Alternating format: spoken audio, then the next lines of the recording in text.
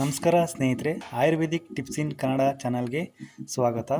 ಸ್ನೇಹಿತರೆ, ಮನೆಯ ಗಾರ್ಡನ್ನಲ್ಲಿ ನಾನಾ ರೀತಿಯಾಗಿ ಬೆಳೆಯುವ ಹೂಗಳು, ಎಲ್ಲ ಯೆಲ್ಲೋ ಕಲರ್ ಅಂತಹ ಹೂಗಳು, ಈ ಯಾವ ಶಾವಂತಿಗೆ ಆಗಿರ್ಬೋದು, ಯಾವ್ಯಾವ ಹೂವು ಆಗಿರ್ಬೋದು ಸ್ನೇಹಿತರೆ, ಎಲ್ಲ ರೀತಿಯ ಹೂಗಳನ್ನು ನಾವು ಬೆಳೆಯುತ್ತೇವೆ. ಆದರೆ ಯಾವ ಹೂವಿನಲ್ಲಿ ಯಾವ ಔಷಧಿಯ ಗುಣವಿದೆ ಎಂಬುದು ನಮಗೆ ತಿಳಿಯುವುದಿಲ್ಲ ಸ್ನೇಹಿತರೆ. ಹಿಂದೆ ಪೂರ್ವಿಕರ ಕಾಲದಲ್ಲಿ ನಾವು ಈ ತುಂಬೆ ಹೂವಿನಲ್ಲಿ ಯಾವೆಲ್ಲ ಔಷಧಿಯ ಗುಣವಿದೆ ಎಂಬುದನ್ನು ನಾವು ಈ ವಿಡಿಯೋ ಮೂಲಕ ತಿಳಿಯೋಣ ಸ್ನೇಹಿತರೆ. ನೋಡಿ ಸ್ನೇಹಿತರೆ, ಇದು ನಾನಾ ಬಣ್ಣಗಳ ರೀತಿಯಲ್ಲಿ ಬೆಳೆಯುವ ಈ ತುಂಬೆ ಹೂವು ಕೆಂಪು, ನೀಲಿ, ಹಳದಿ ರೀತಿಯಾಗಿ ಇನ್ನೂ ಅನೇಕ ರೀತಿಯಲ್ಲಿ ಇರುತ್ತೆ. ಶಿವನಿಗೆ ಅರ್ಪಿಸುವುದರಿಂದ ತುಂಬ ಆರೋಗ್ಯ, ಆರ್ಥಿಕ ಸಮಸ್ಯೆಯಿಂದ ದೂರವಿರ್ಬೋದು. ದ್ರೋಣ ಪುಷ್ಪ ಅಂತಲೂ ಕರೀತಾರೆ ಸ್ನೇಹಿತರೆ ಇದಕ್ಕೆ.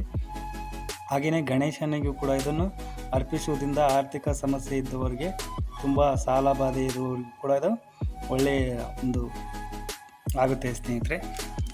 ಇನ್ನು ಯಾವ ಯಾವ ಸಮಸ್ಯೆಗೆ ಮನೆಮದ್ದನ್ನಾಗಿ ಬಳಸ್ತಾರೆ ಅನ್ನೋದಾದರೆ ಸ್ನೇಹಿತರೆ, ಕೆಮ್ಮು, ದಮ್ಮು, ಕಫ, ಆಸಿಡಿಟಿ, ಗ್ಯಾಸ್ಟ್ರಿಕ್ಕು, ಹೊಟ್ಟೆಯಲ್ಲಿ ಉರಿ, ಮೂತ್ರ ಸಮಸ್ಯೆ, ಮೂತ್ರದ ಸಮಸ್ಯೆಗೆ, ಹಾಗೆ ರಕ್ತ ಶುದ್ಧಿ ಆಗಲಿಕ್ಕೆ, ಎಲ್ಲೇ ದೇಹದಲ್ಲಿ ಬ್ಲಡ್ ಕ್ಲಾಟ್ ಆಗಿರುವುದು, ಬಿಳಿ ರಕ್ತ ಕಣಗಳು, ಕೆಂಪು ರಕ್ತ ಕಣಗಳಿರುವುದು, ಶ್ವಾಸಕೋಶದ ಸಮಸ್ಯೆ ಇರುವವರಿಗೆ, ಇನ್ನೂ ಅನೇಕ ರೀತಿಯ ಸಮಸ್ಯೆ, ಮುಖದಲ್ಲಿ ವಯಸ್ಸಾದಂತೆ ಇರುವುದು, ಹಾಗೆ ಮುಖದ ಬಂಗು, ಕಳೆ, ಕಪ್ಪು ಚುಕ್ಕಿ ಇರುವಂಥದ್ದು, ಯಾವುದೇ ಕೆಮ್ಮು, ದಮ್ಮು, ಕಫ, ಹಾಗೆ ಸ್ನೇಹಿತರೆ ಗ್ಯಾಸ್ಟ್ರಿಕ್ ಆ್ಯಸಿಡಿಟಿ ಅಂದರೆ ಬಾಡಿಲಿ ಹೀಟ್ ಆಗುವುದು, ಇದೆಲ್ಲದಕ್ಕೂ ಕೂಡ ಅದನ್ನು ಬಳಸ್ತಾರೆ ಸ್ನೇಹಿತರೆ. ಹಾಗೆ ಜ್ವರ, ವಿಷಮ ಶೀತ ಜ್ವರ, ಬಾಡಿಯಲ್ಲಿ ಹೀಟ್ ಆಗಿರುತ್ತಲ್ಲ, ಅದಕ್ಕೂ ಕೂಡ ಇದನ್ನು ಬಳಸ್ತಾರೆ ಸ್ನೇಹಿತರೆ.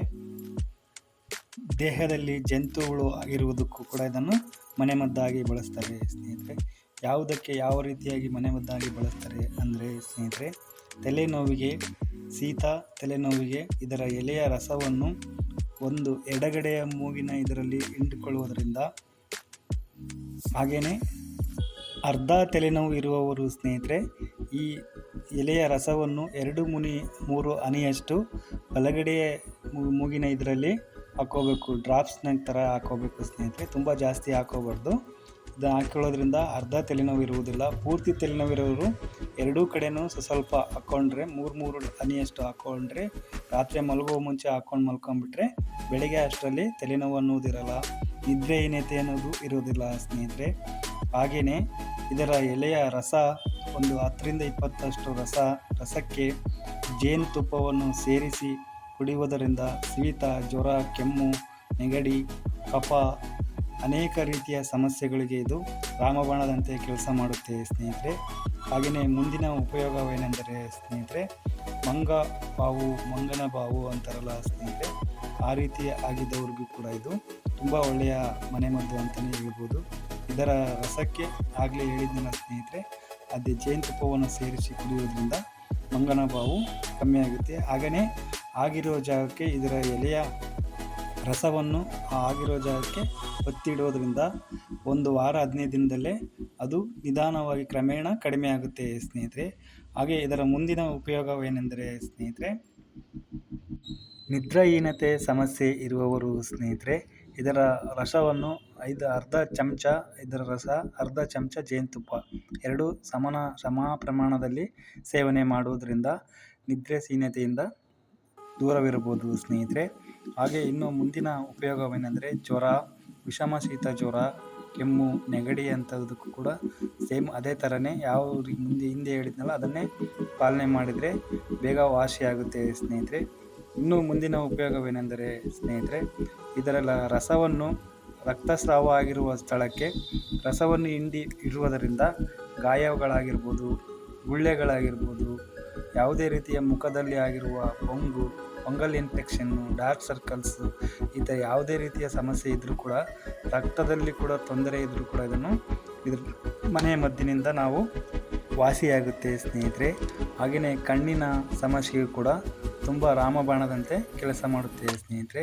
ಇದರ ಹೂವಿನ ರಸವನ್ನು ಸೇವಿಸುವುದರಿಂದ, ಪ್ರತಿದಿನ ಸ್ವಲ್ಪ ಸೇವಿಸುವುದರಿಂದ ಕಣ್ಣಿನ ದೃಷ್ಟಿಗೂ ತುಂಬ ಒಳ್ಳೆಯದಾಗಿದೆ ಸ್ನೇಹಿತರೆ, ಮುಖಕ್ಕೆ ನಾವು ಈ ರೀತಿಯಾಗಿ ಲೇಪನೆ ಮಾಡುವುದರಿಂದ dark circles, black fungal infection, ಗುಳ್ಳೆಗಳಿರುವುದು ಯಾವುದೇ ರೀತಿಯ ಸಮಸ್ಯೆ ಇರಲಿ ಮುಖಕ್ಕೆ ಫೇಸ್ ವಾಶ್ ಥರ ಮಾಡಿಬಿಟ್ಟು ಒಂದು 10ರಿಂದ 15 ನಿಮಿಷ ಬಿಟ್ಟು ನಾವು ಮುಖವನ್ನು ವಾಶ್ ಮಾಡುವುದರಿಂದ ಒಳ್ಳೆಯ ರಿಸಲ್ಟನ್ನು ಕೊಡುತ್ತದೆ ಸ್ನೇಹಿತರೆ. ಇದರಿಂದ ತುಂಬ ಒಳ್ಳೆಯ ಯಾವ ಕ್ರೀಮ್ ಬೇಡ, ಏನು ಬೇಡ, ವಿತೌಟ್ ಕೆಮಿಕಲ್ ನಿಮಗೆ ಒಳ್ಳೆಯ ಔಷಧಿ ಅಂತಲೇ ಹೇಳ್ಬೋದು ಸ್ನೇಹಿತರೆ. ಇನ್ನು ಇದರ ಮುಂದಿನ ಉಪಯೋಗವೇನೆಂದರೆ ಮಂಡಿ ನೋವು, ಸೊಂಟ ನೋವು, ಕೈ ಕಾಲು ನೋವಿಗೆ ಸ್ನೇಹಿತರೆ ಇದರ ಎಲೆಯ ರಸವನ್ನು ಹಿಂಡಿ ಆ ನೋವಿರುವ ಜಾಗಕ್ಕೆ ಇದನ್ನು ಹಚ್ಚಿ ಬಟ್ಟೆಯಲ್ಲಿ ಕಟ್ಟಿ ಮಲಗುವುದರಿಂದ ಎಂಥದೇ ನೋವಿರಲಿ ತುಂಬ ಬೇಗನೆ ವಾಸಿಯಾಗುತ್ತೆ ಸ್ನೇಹಿತರೆ. ಬನ್ನಿ ಇನ್ನು ಇದರ ಮುಂದಿನ ಉಪಯೋಗವನ್ನು ತಿಳಿಯೋಣ ಸ್ನೇಹಿತರೆ.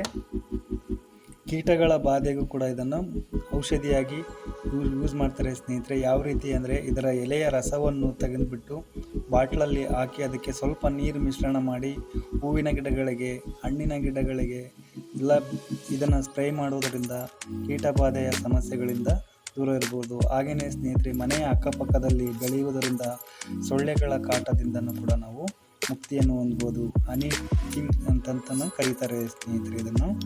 ಇನ್ನೂ ಅನೇಕ ರೀತಿಯಾದ ಔಷಧಿಯ ಗುಣವಿರುವ ಈ ತುಂಬೆ ಗಿಡವನ್ನು ನೀವು ಮನೆಯ ಗಾರ್ಡನ್ನಲ್ಲಿಯೂ ಕೂಡ ಬೆಳಿಬೋದು ಸ್ನೇಹಿತರೆ. ಇದನ್ನು ಬೇರ್ ಸಮೇತ ನೀವು ಮನೆಗೆ ತಗೊಬಂದ್ಬಿಟ್ಟು ನೆಟ್ಟು ನೀವು ಬೆಳೆಸ್ಬೋದು ಸ್ನೇಹಿತರೆ. ಹಾಗೆ ಸ್ನೇಹಿತರೆ, ವಿಡಿಯೋ ಇಷ್ಟ ಆಯ್ತಲ್ಲ, ಲೈಕ್ ಮಾಡಿ, ಶೇರ್ ಮಾಡಿ, ಸಬ್ಸ್ಕ್ರೈಬ್ ಮಾಡಿ.